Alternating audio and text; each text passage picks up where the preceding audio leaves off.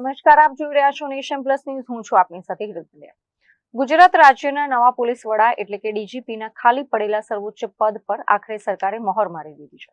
અમદાવાદ શહેરના વર્તમાન police commissioner અને 1993થી બેચના સિનિયર આઈપીએસ અધિકારી જ્ઞાનેન્દ્રસિંહ મલિકની ગુજરાતના નવા ડીજીપી તરીકે સત્તાવાર નિમણૂક કરવામાં આવી છે. રાજ્યના વહીવટી અને સુરક્ષા માળખાના લાંબા સમયથી જેની રાહ જોવાતી હતી તે ડીજીપી પદના સસ્પેન્સનો અંત આવ્યો છે. 1993 બેચના સક્ષમ આઈપીએસ અધિકારી જીએસ મલિક હવે ગુજરાત પોલીસ દળનું સુકાન સંભાળશે. સરકારે તેમને એપેક્સ સ્કેલ લેવલ 17ના ફિક્સ પ્રે મેટ્રિક્સ સાથે આ સર્વોચ્ચ પદ પર નિયુક્ત કર્યા છે. ગવર્નરના આદેશથી જાહેર થયેલા આ નોટિફિકેશનની નકલ મુખ્યમંત્રી કાર્યાલય, કેન્દ્રીય યુપીએસસી અને કેન્દ્રીય ગૃહ મંત્રાલય સહિત તમામ સંબંધિત વિભાગોને રવાના કરી દેવામાં આવી છે.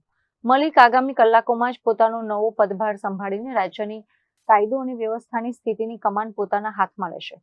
અત્રે ઉલ્લેખનીય છે કે ડીજીપી તરીકેની નિમણૂક પૂર્વ જીએસ મલિક અમદાવાદના પોલીસ કમિશનર તરીકે ફરજ બજાવતા હતા, જ્યારે KLN રાવ ઇન્ચાર્જ ડીજીપી તરીકે કાર્યરત હતા, પરંતુ હવે સરકાર દ્વારા કાયમી ડીજીપીની નિમણૂક કરી દેવામાં આવી છે.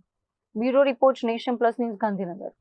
સમાચારોનો સતત અપડેટ મેળવવા માટે અમારી નેશન પ્લસ ન્યૂઝની યુટ્યુબ ચેનલને સબસ્ક્રાઇબ કરો, બેલ આઇકન દબાવો અને જોડાયેલા રહો ફેસબુક, ઇન્સ્ટાગ્રામ અને ટ્વિટર પર.